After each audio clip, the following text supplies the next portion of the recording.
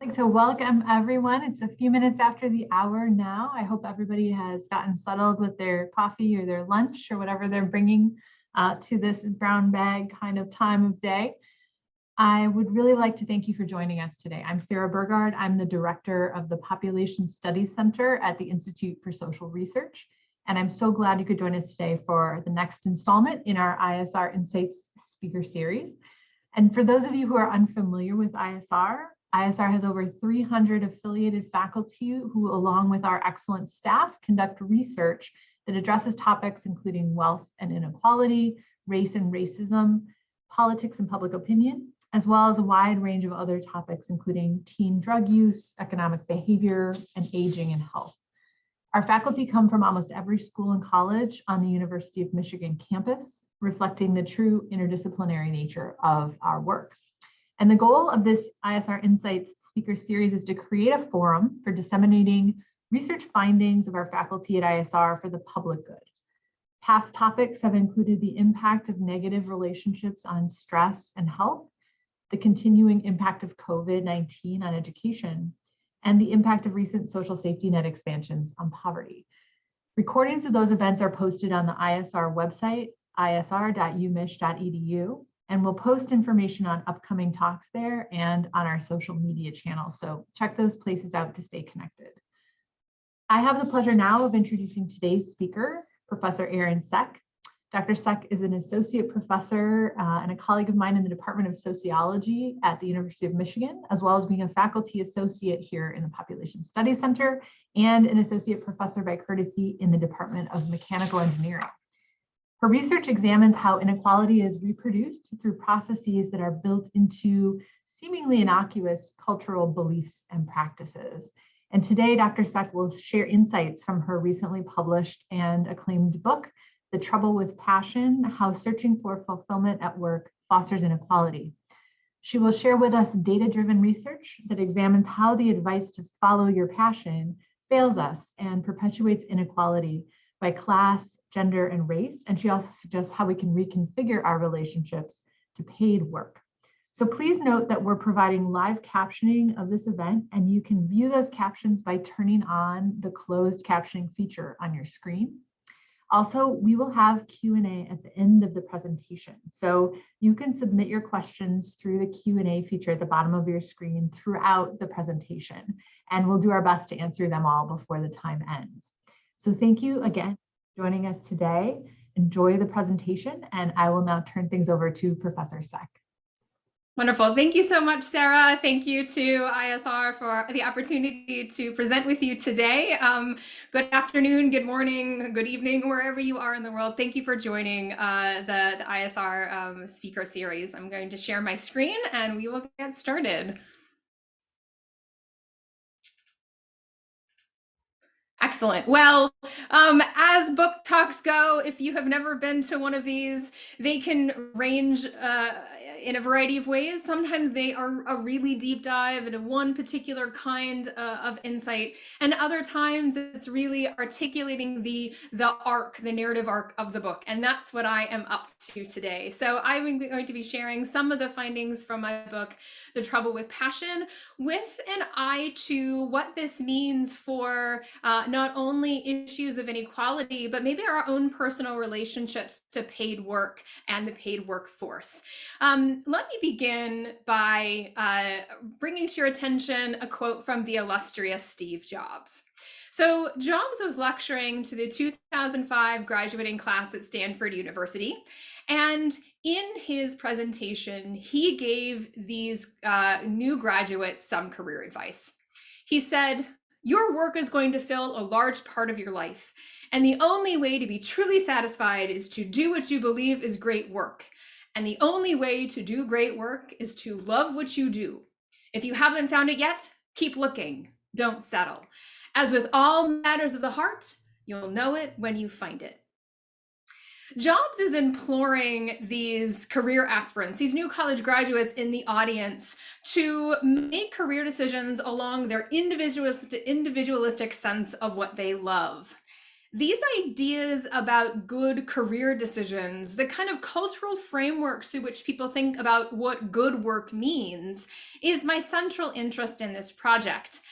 And Jobs' quote also exemplifies a central paradox at the heart of this work. That one of the best capitalists of the last half century is encouraging career aspirants not to settle for anything else but work that they love. So in this paradox, on the one hand, workers in a capitalist labor force are generally expected to do what their employers tell them to do, regardless of their personal desires and perspectives. There's this increased demand for overwork, especially among the white-collar labor force in the United States, and we are expected to be devoted to our work, to be always available, always on for our employers. But in contrast to these labor force expectations for devoted ideal workers, individualism and self-expression are ubiquitous cultural expectations in post-industrial societies. The individual has become the master human identity. So I really like the articulation of this in a book called Habits of the Heart by Bella and colleagues. They write, "We believe in the dignity, indeed the sacredness of the individual. Anything that would violate our right to think for ourselves, make our own decisions, live our lives as we see fit, is not only morally wrong, it is sacrilegious." This expression of our personal traits and preferences is the way that we perform individualism. And in an increasingly widespread array of social arenas, we expect and are expected to express our sense of individuality. So this sets up a paradox between the structural demands of the workforce and this cultural expectation for self-expression and individualism. How do career aspirants, college students, college-educated workers in particular, define good work and good career decision-making in this tension? And how does this also shape their definition of good lives? What I argue in this book, and what I'll talk about today, is that what I call the passion principle is a predominant guiding principle for career decision-making, particularly, but maybe not exclusively, among the college-educated. The passion principle is a cultural belief that elevates self-expression as a central guiding principle in career decision-making. The passion principle implores us to search out work that is meaningful to us and fosters our personal investment in our paid employment.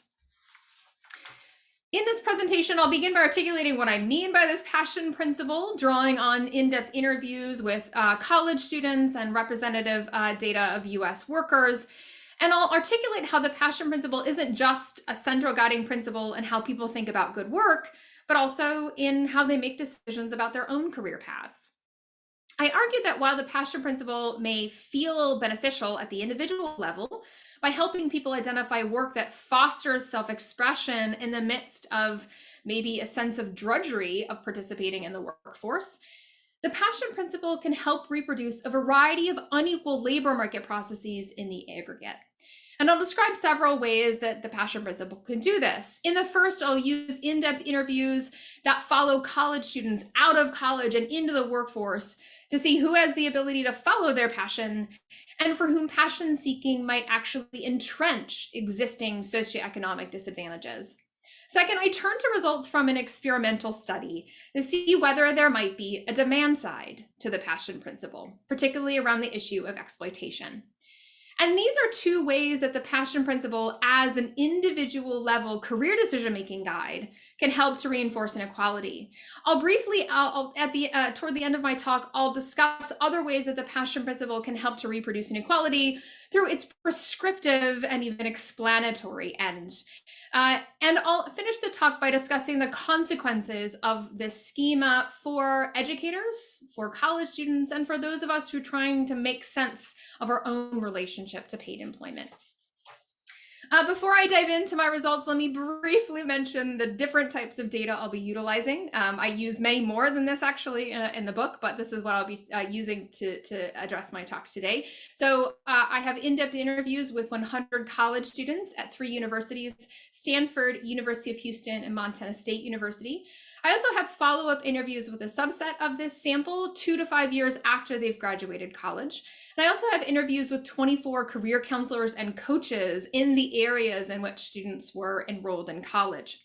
I also draw on the Passion Principle survey. This is a survey I fielded myself of a proportionally representative sample of US college-educated workers, as well as drawing on existing nationally representative data like the National Survey of the Changing Workforce.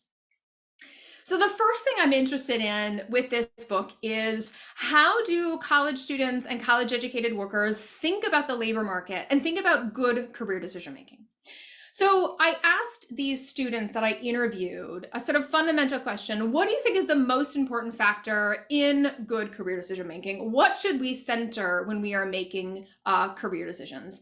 And I found that sort of aligned with sort of expectations from kind of sort of classical sociological approaches to thinking about the labor market, as well as other social science perspective, might lead us to expect that we would hear things like job security and salary being prioritized. And for some students, that was the case. So 21 out of the 100 students, for example, said job security was the most important factor in making a good career decision. So an engineering major at MSU said, I would say security and benefit. You want to look for some kind of job that will offer you some kind of long-term ability to stay and play. And since we tie access to medical care or reasonably priced medical care to employment, you want to look for that. 9 out of the 100 students I interviewed prioritized salary in their understanding of the most important factor in career decision making. In contrast to these factors, however, I found that what I call the passion principle was the most common way that students talked about good career decision making. And I define the passion principle formally as a morally laden cultural schema that elevates self-expression and fulfillment as the central guiding principle in good career decision making. This idea of passion could have 3 interrelated components. One was a sense of intellectual connection to the work, finding work fascinating or interesting or intriguing. The second was a positive, affective, emotional connection, finding joy or happiness in the work, having the work incite excitement or love. And then the third was a personal connection, a sense of biographical fit or match that aligned with one's unique sense of personhood. To give you a flavor for what it sounded like when students articulated it, here's the passion principle exemplified in a couple of different quotes here.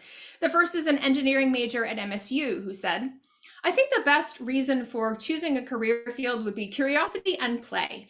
Whatever makes you want to think about things, poke and prod what you know. An anthropology major at University of Houston said, choose a career field because you love it. That's the short and long of it.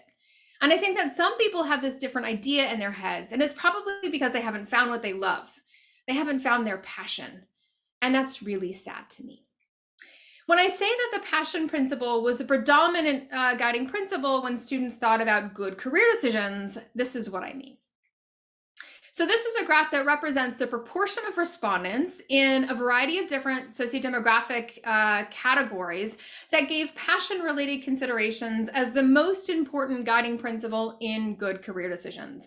And students could articulate more than one good, most important guiding principle. About a quarter of students did. But overall, I find that across these varying demographic categories, that at least 2/3 of respondents in each of the category gave passion-related considerations as the most important guiding principle for career decision making. And as I noted, there were some students who emphasized things like job security and salary as the most important guiding principles. But these things tend to pale in comparison to the proportion who emphasized passion. And there is some interesting sort of socio-demographic variability here. I'll talk about that variability here in a second, but generally this pattern is reflected across the different socio-demographic groups in my sample. So what I found is that although there were some students who said that money and job security were of central importance, I actually found that more students rejected the idea that that money should be a central guiding principle than those who actually adhered to this. Many students said that money was a bad reason for making a career decision because choosing a field for monetary reasons doesn't promote opportunities for self-expression. Many students warned me that career decisions based upon money would lead to a quote unquote miserable life. And student after student articulated to me, money doesn't buy happiness. For example, an economics major at Stanford said, I think money is not a good reason to pursue a career. You might find yourself questioning your existence or don't know yourself later in life. And really, I'd like to be able to go home every day and know I did something that I enjoy. I think money is kind of a really bad reason to pursue a career. Similarly, many students said that job security was not a good reason to make a career decision because, well, we can't really be guaranteed job security in any field that we have. So why have that as the centerpiece of our career decision? What I found is that over 60% of students said that money and or job security were bad reasons for career choice. And for many, these were seen as morally problematic ways to go about making career decisions. Yet, these very factors that are cast by students as morally problematic, money and job security, are also the very things that are used to tout college as a tool for social and economic mobility, especially among low-income and first-gen students. I'll return to this point a little bit later in my talk. Okay, but this may seem a little bit romantic, right, or romanticized, that this idea of passion seeking might seem really fantastic in the abstract, but when it comes down to brass tacks, when students are deciding what they're going to major in or what they're going to do after graduation, do they really take these passion considerations into account? And I did find that students were more likely to emphasize job security and salary when they were articulating why they chose their major and what they were thinking about prioritizing after graduation. I found similar patterns. So for the most part, the majority of students emphasized passion as the most important factor in why they chose the major that they chose, and in the factors they were weighing when they were thinking about what to do after graduation. But I want to be very clear here. It's not that students didn't think about money at all. It was important to students, quite important to students, but it had to come second for most students after passion-related considerations had been taken into account. For example, thinking about a subset of fields they would be passionate about or passionate enough about, and thinking about the potential for the marketability or the employability of those particular fields. What I found is that for most students, they believe that a college education would provide them with an economic floor, a level of economic security under which they would be unlikely to fall, whatever they majored in or whatever they decided to do after graduation. For example, a political science major at University of Houston said, I hear any major can be lucrative. I hear people telling me, well, you should have chose something you could get a job in afterwards. But it's like, they make jobs for anything. So you might as well get what degree you want and then figure out the rest later. Half of the students I interviewed gave only passion-related justifications for why they chose their college major and what they wanted to do after graduation. Most held themselves and others accountable to passion as a principle for career decision-making. But why is the passion principle so compelling to these students? I found that passion was important to students, first of all, because students connected passion with success.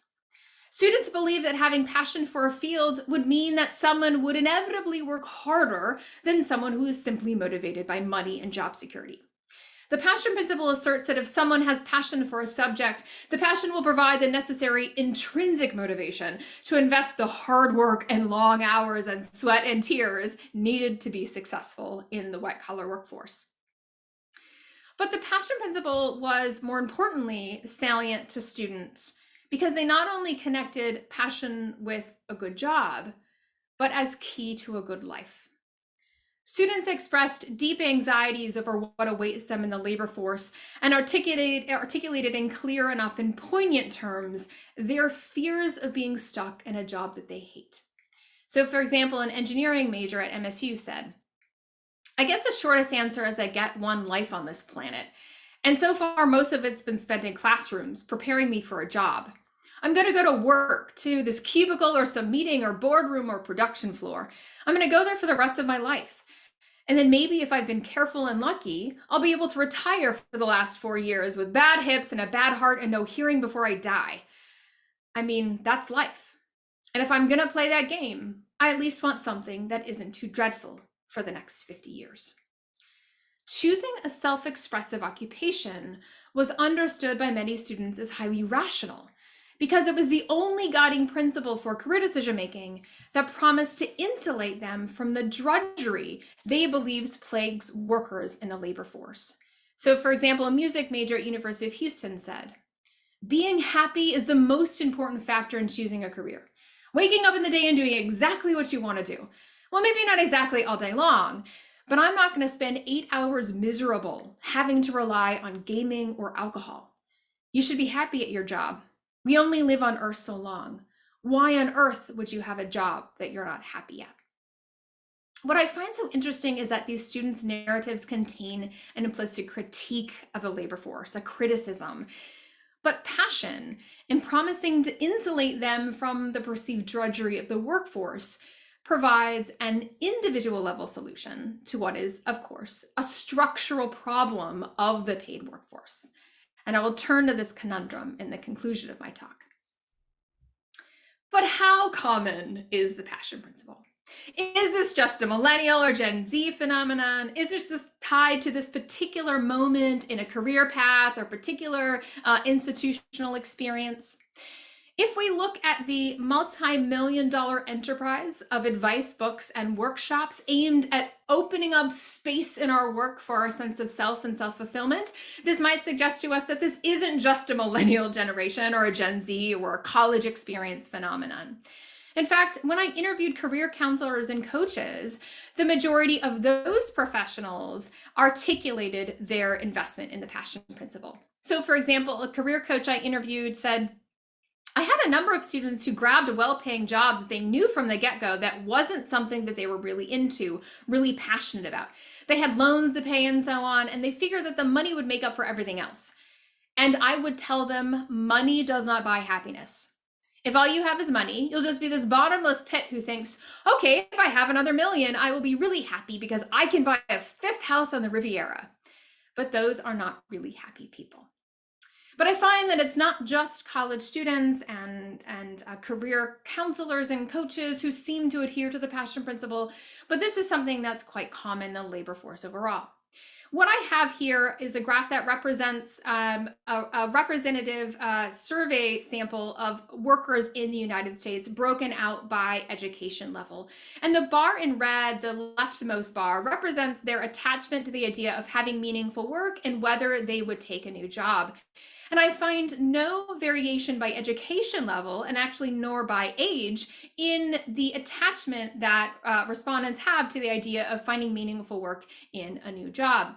What I do find, though, is variation in the relative importance of having a job that's well paid and having job security by education level. So those with a high school degree or less, for example, are more likely to rate having a well-paid job and having job security over having meaningful work. And that makes absolute sense, knowing what we know about the relative inability of those with a high school degree or less to access jobs that are decently paying and have some semblance of job security. In my survey of college-educated workers in the Passion Principle survey, I had a forced choice question that asked them to indicate the most important factor to them in whether they would take a new job. And 46% of these college-educated workers put interest or passion for their work as the most important factor in whether they would decide to take a new job, compared to 21% who ranked salary as their top priority, and only 13% who ranked having job security as their top priority. I do find that there is some socio-demographic variation in adherence to the passion principle. So, for example, those who are from wealthy families are slightly more likely than those from less wealthy families to adhere to the passion principle. And white college-educated workers are significantly more likely than Asian and Black college-educated workers to adhere to the passion principle. But here overall, this is a pretty small band of variation here. Only about a 5 to 7% variability across these different socio-demographic categories. So the question is not which group adheres to the passion principle and which does not, but rather the slight lower or higher adherence across socio-demographics. So to summarize those sets of findings, what I find is that this elevation of self-expression and fulfillment is a quite common, quite ubiquitous cultural narrative, not only in how people think about good work, but how especially the college educated think and explain their own career choices and own career trajectories. But I want to move now from thinking about what the passion principle is to what its potential consequences are. And so I'll turn to a set of findings here that draw on follow-up interviews with those college students. So I was first interested in whether these people who planned to be passion seekers actually sought their passion after graduation, and who was able to secure employment that was both in their passion and stable and decently paying, and then whether there are patterns in where passion seekers landed after college.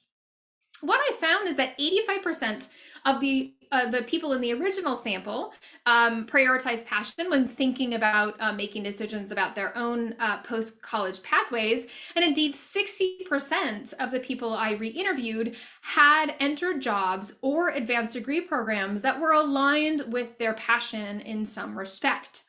But not all passion-related jobs are equal. Only 40% had career paths that were both financially stable and aligned with their passion. What I found is that passion seeking often required, often came at a cost, including tolerating employment delays and often deprioritizing financial considerations in people's decision making. So for example, Jasmine is a Stanford graduate in human biology, and she spent the better part of 3 years, as she said, waiting it out until she could find a career path that was aligned with her passion. She explained, I had the mindset of, if a job is not what I want to do right now, then I don't want to do it. After graduation, I was like, oh, maybe something else will come up, and I don't want to commit to something else that would prevent me from doing something that I really want to do, something that matches more perfectly to what I want to do. She eventually entered a master's in public health program at a prestigious university, and I will discuss in a second the sort of privileges that is required to be able to weather these kinds of employment delays. For many career aspirants, passion seeking often also entailed the deprioritization of financial considerations.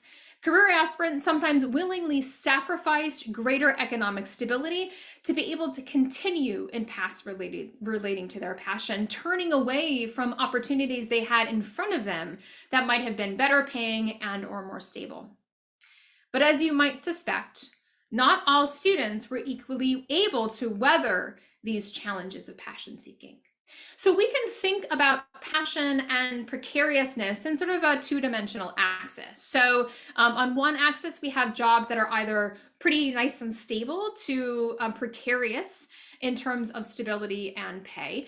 And then on the other axis, we can think about jobs that are either really in one's passion to all the way to being far outside of one's passion.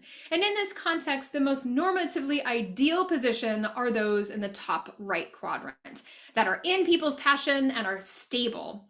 And the least normatively ideal position being those that are outside of people's passion, but are precarious, underpaid, unstable, etc. What I find is that half of wealthy career aspirants and about 45% of middle-class career aspirants were able to end up in that most normatively valued top right quadrant, compared to only less than a quarter of working class respondents. And I found that 1 in 4 working class respondents were in that least normatively ideal position after college, both outside of their passion and in precarious labor market positions. But I realize it's a little bit difficult to parse this through qualitative data, so I'll turn for a second to the Nationally Representative Survey of the Changing Workforce. And what I have here are results from college-educated workers, comparing those from working class families to those from upper class families.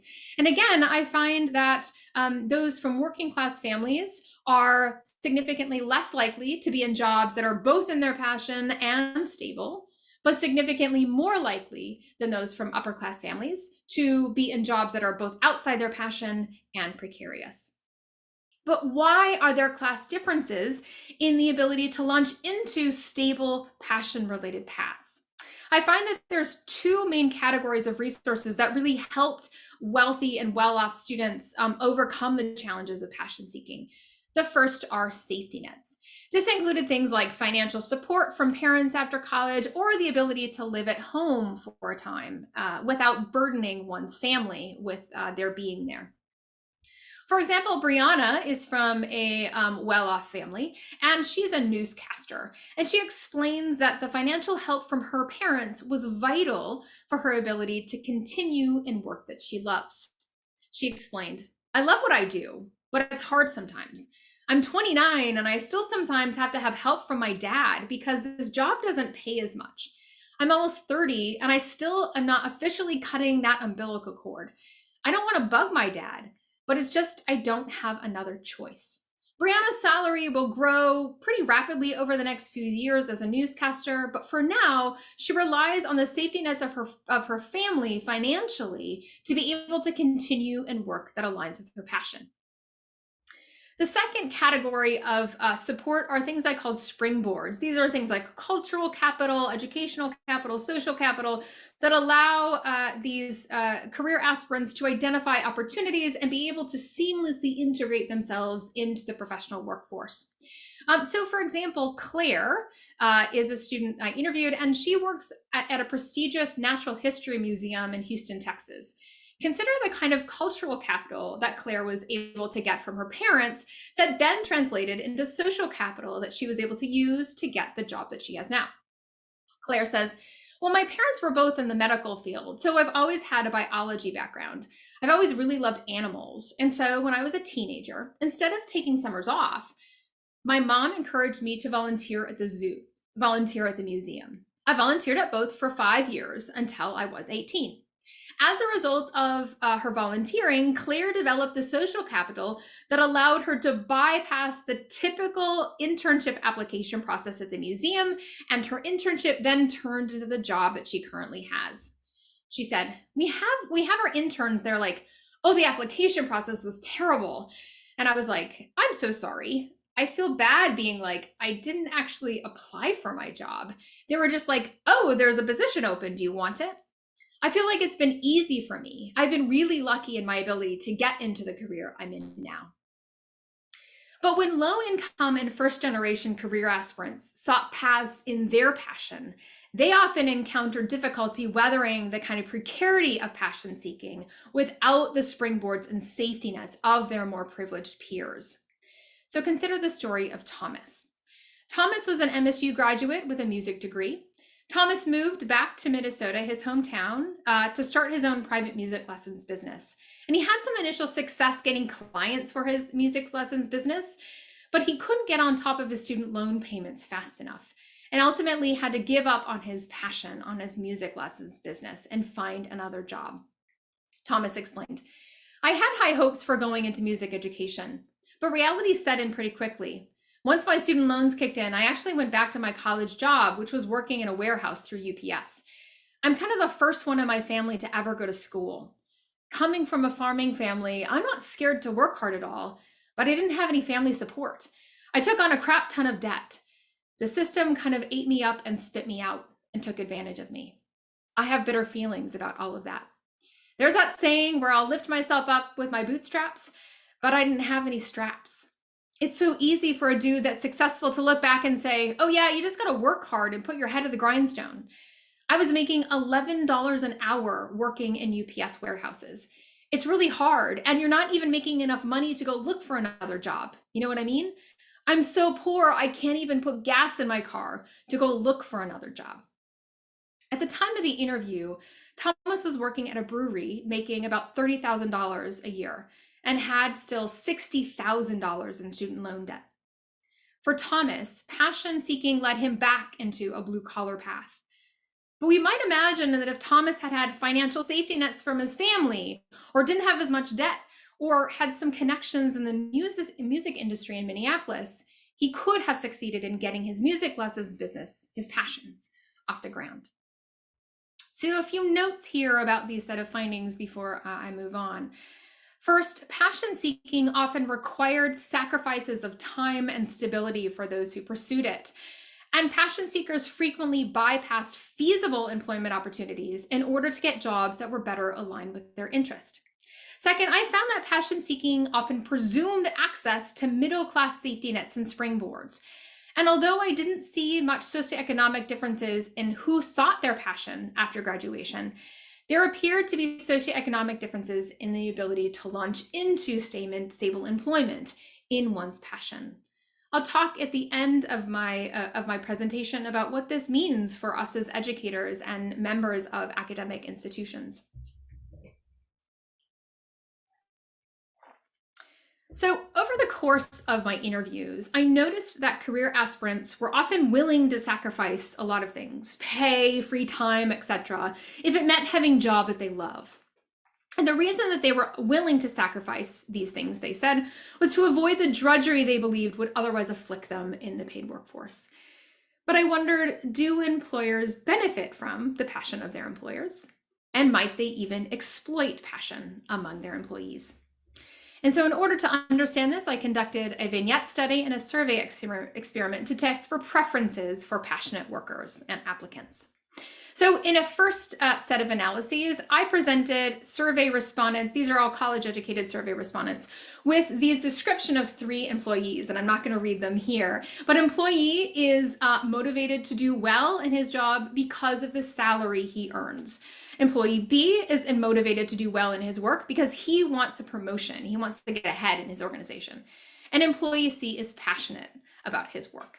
So I wondered which of these employees were preferred across a variety of different factors.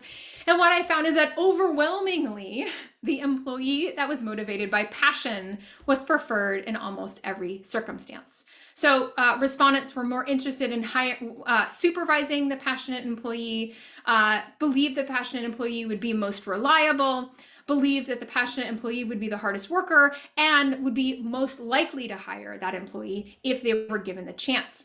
And so these are all college-educated workers, but I also broke this out by just people who in their own jobs have hiring authority. They are hiring managers and have experience hiring people. And those are the folks in the darker red bars here. And even among them, I find the same pattern.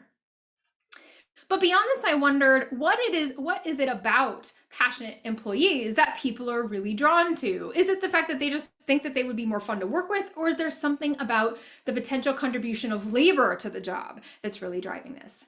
And so I designed an experimental study, a 4x2 design is what it's sort of formally referred to. And what I did is I designed 2 fictitious but realistic job ads. One was a job ad for a youth program manager job in a community nonprofit, a place where we might assume that having passion for the work might make you marginally better at doing the job potentially.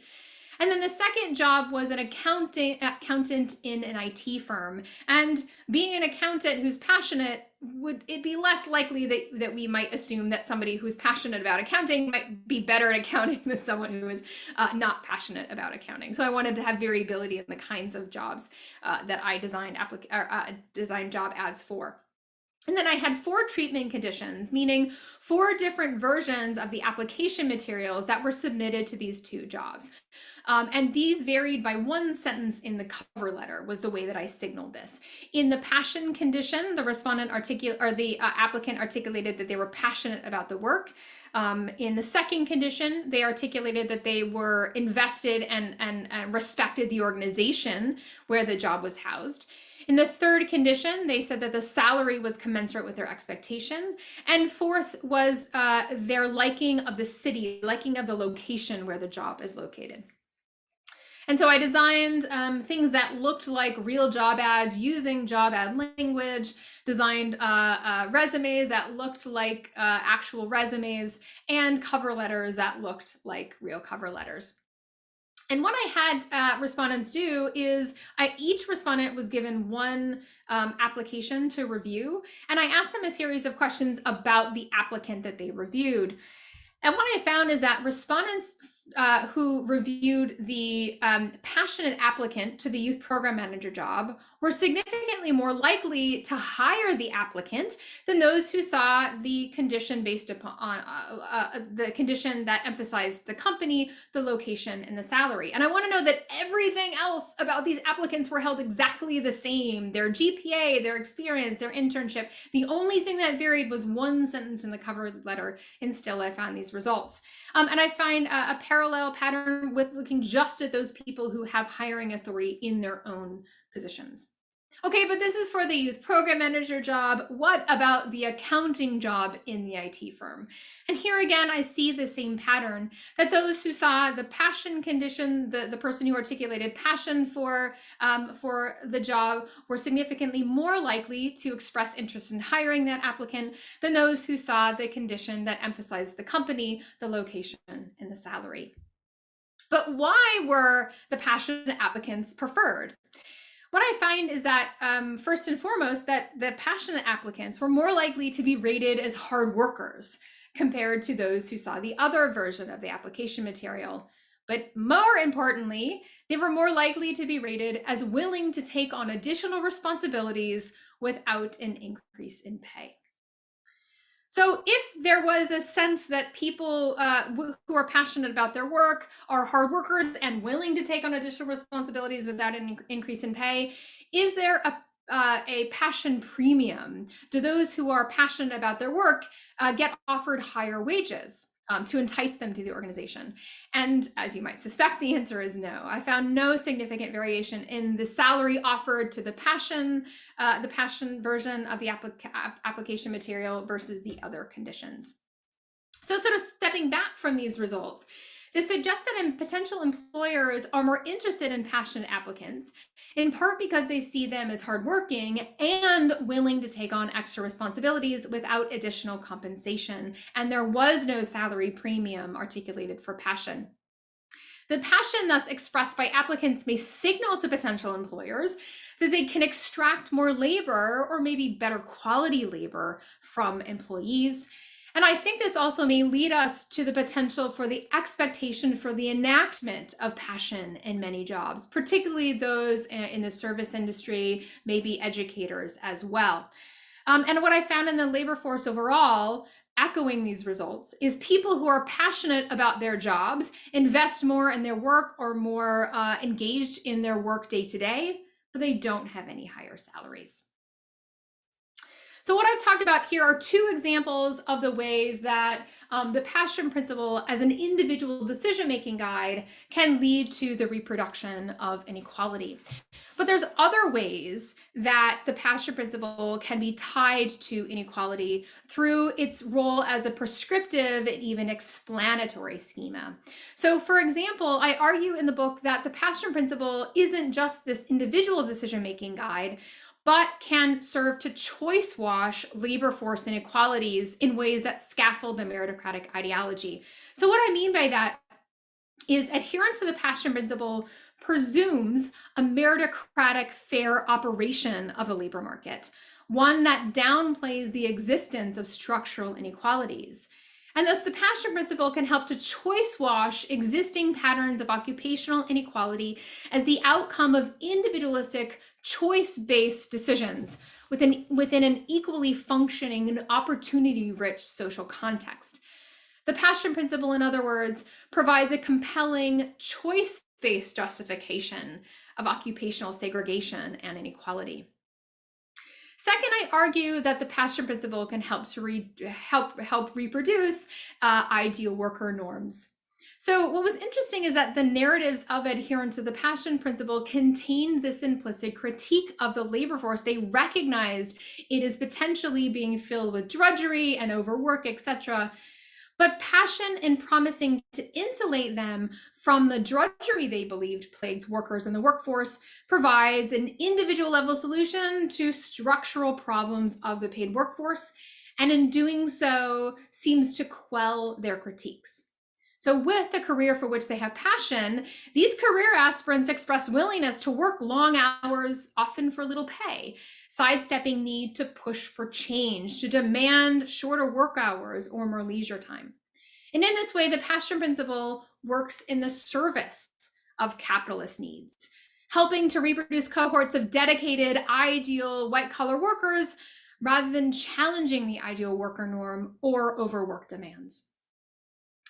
To conclude, I want to draw out some of the implications of these results, not only for educators and those in higher education, but also for those of you who might be in your own position of decision-making around your own career. So what I found is that the ideal of doing what you love for your career is extremely widespread. It can be found among the college-educated workforce and possibly beyond. But it's an instance of a social process that is generally seen and felt at the individual level as positive, but can be extremely problematic in the aggregate. This project has a lot to say to educational institutions. So although universities cannot fully make up for differing access to springboards and safety nets that students may enter college with, they certainly can improve how they educate students about white-collar labor force and certainly reduce the amount of crushing student loan debt that students graduate with. As educators, we need to think very critically about the messages we give to students about major selection and career choice. Passion seeking may be the goal of many students, but it is certainly not the goal of every student. To tisk undergraduates for lack of willingness to switch majors to things that they really love when faced by pressures from parents, to judge graduate students who leave our academic programs to search out more financially viable job opportunities outside of academia, or to discount our colleagues who make room in their lives for families and hobbies, is to help perpetuate these inequalities. For students and workers who do prioritize passion, this is what I would say to you. I encourage you to seek training in additional areas, to increase your options in the labor market, to, for example, for undergraduates in sociology, to take accounting or coding courses as well as sociology courses, and to think about how to shrink the footprint of work in our lives. The paid workforce was not designed to support our search for self-expression and meaning. It was structured to utilize our efforts for the benefits of the owners and stakeholders and stockholders of the organizations we work for. I thus encourage you to diversify your meaning-making portfolios. Cultivate opportunities for meaning-making and self-expression outside the context of the paid workforce, whether through volunteering or painting or sports. In the midst of intensive training and intensive work, there are many places beyond school and paid work we should find self-expressive fulfillment. And regardless of career goals, we should help students understand the importance and power of collective efforts to address workforce issues, social movements and organizational change efforts that push back on overwork and 24/7 availability for our jobs. Finally, I want to note these are things that can be difficult to address with policy change and social action. This is not a placard you will see anytime soon in protest movements in the United States and elsewhere, because self-expression is so valued and we're so strongly resistant to having our self-expressive freedoms taken away. Ultimately, the only viable solutions to processes like these are those that address the structural and cultural environments in which such self-expressive decisions are made. And ultimately, this passion principle is a powerful example of how a seemingly innocuous, agentic cultural schema can help to reinforce unequal social structures in the aggregate. And with that, I will welcome any questions that you might have. Thank you so much, Erin, for that fantastic talk. I have some questions lined up, so I'm going to start reading them out to you. Right. So the first question asks, all your subjects are from very good universities. I assume the results would be very different for people with different backgrounds, except, for example, students in community colleges or people with low SES. That's a great question. So I conducted an exploratory survey of 500 college students from a variety of different academic institutions, including vocational and two-year degree programs. And I did find that there was slightly less adherence to the idea of passion seeking in non-4-year, non-comprehensive institutions, but it wasn't a full demarcation. It wasn't like this is only something that's in the space of 4-year institutions. And this is aligned with Kelly Nielsen and others' work that has articulated in the context of community colleges or vocational schools, the idea of going to those programs so that they can find work that is meaningful to them in comparison to what they see maybe their family members or community members sort of struggling through work that they find drudgerous. Thank you so much. The next question asks, can you speak to the ways in which capitalism promotes the passion principle, and in what ways do universities and other higher ed institutions benefit from the passion principle? And I think you got to some of that at the end, but. Yeah, absolutely. Great question. So this is something that is particularly helpful for post-industrial capitalism, to have this narrative of passion. And so I talk in the book a little bit about where the prominence of the passion principle might come from, right? Why do we have this thing that's so salient, and where is it anchored? And I think it comes from the conflation of two things. One is the growth in the expectation for individualism and self-expression that sort of amped up in the 80s and the 90s and continues today, alongside the growth in precarity of white collar work, as alongside the precarity that has always been a part of blue collar and service sector work. And so we could think about two different responses to that. One response could be for those who were most privileged in a labor force, i.e. in the United States, those with a college degree, to be able to say, I'm going to find the most stable, the most well-paid job I can have that has the smallest footprint of time so that I can do my self-expression outside of work. Or we have what I find in my sample for many of these respondents to say, I'm not guaranteed a job anywhere, regardless of what field I go into. And I know I'm going to be expected to work 60, 70, 80 hours a week. I might as well do work that I love. So that is sort of part of what's driving that. Fantastic, thank you. Have you examined which passions have higher or lower rates of stable employment, like in that field? Interesting.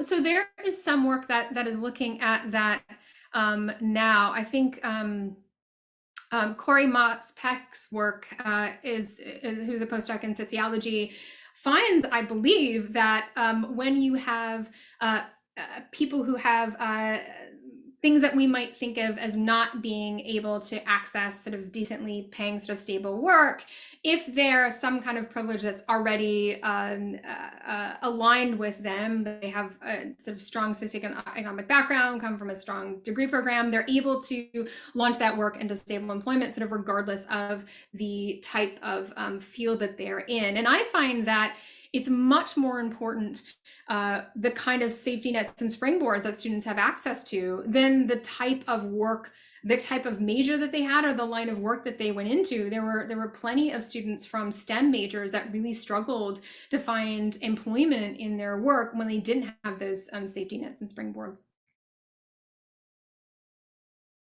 Are you muted? So, thank you. Yep. I have a question from someone who asks, how do you navigate the job market as a person who has multiple passions when careers are set up to silo you into one passion that you're supposed to decide on in undergraduate?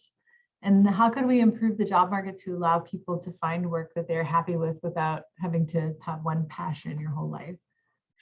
I would say shrink the footprint of work in your life to the extent possible, right? Push back to the extent that you can on demands for overwork and work devotion. And I say that fully knowing that that is not an individual thing that we can do. That requires collective action. That requires professions and groups of people coming together and demanding we are not going to be okay with the kinds of expectations that are in front of us. And there's precedent for this. So in Belgium, for example, they recently passed laws that allow a 4-day work week and make it illegal for companies to discriminate against workers for asking for that kind of flexibility. That is sort of leaps and bounds ahead of where we are in the United States in terms of how we understand overwork and work devotion. So for those people who are trying to figure that out, I mean, one thing, one way to interpret the results that I've said is talk about how passionate you are about the work that you do in your cover letters, right? And that will allow you, sort of more of a way in. That's one way to read this. But I think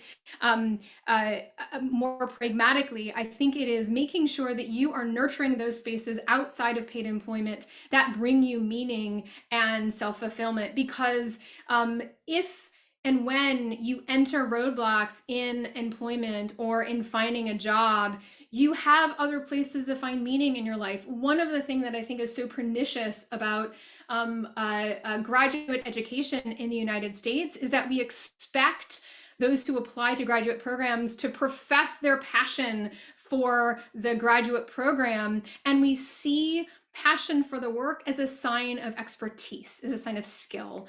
And that is really problematic because it doesn't promote opportunities for those who are in graduate school to find interest in things outside of their graduate program. And we know that the academic job market is really, really tough. So that would be my central message is take the time, nurture those spaces outside of work and school to find meaning. Excellent advice, Dr. Cech. We're going to have too many to cover, I think, in our presentation time. So I just want to thank everybody for the questions, but I have a couple more I'd like to try to sneak in. And this is building on a couple of comments from your viewers. One is, what if we were to reframe the passion principle not along the lines of individual self-expression or a selfish desire to do good as an individual, but as a relational expression of our connectedness to others and our collective responsibility and accountability to social injustices, brought about in large part by labor exploitation. In short, might relational passion be worth the personal costs your data clearly shows? And another commenter said, have you found differences in the pursuit of passion-driven employment in individualistic versus collectivistic cultures, right? So I think that those both get at some of these same issues. Yeah, great questions. Thank you so much. So taking the last question, I do expect that the prominence of the ideology of passion is something that is most prominent in places where there's both neoliberalism that's strong and norms of individualism. Although the book is being translated into Chinese, and it's sort of gotten picked up in a lot of other places, and the narrative around these things, I've been surprised. So I think it's resonant in a lot of other places. I think in regards to the first question, Sarah, that I just lost the thread of, I'm so sorry. So could relational passion, or I guess passion about social injustice or other kinds of collectivist goals, yes, be worth it? Excellent, thank you. So that is an alternative narrative that I often will talk about in the context of passion. So people who are pushing back in this idea of downplaying the pursuit of passion say, well, what do I have to work for? Like, what do I do? I'm going to hate my job if I'm not passionate about it. And that's not what the data show us. Many people like their job because of the relationships they have with the people around them. They may not love the particular, maybe data entry or the tasks they do moment to moment or day to day, but they're invested in the relationships they have with the people and or are invested in the efforts that the organization that they're working for is doing in the world. And so having a broader sense of commitment and fulfillment outside of our more sort of narrow understanding of the particular tasks that make us feel passionate, I think is an important step forward.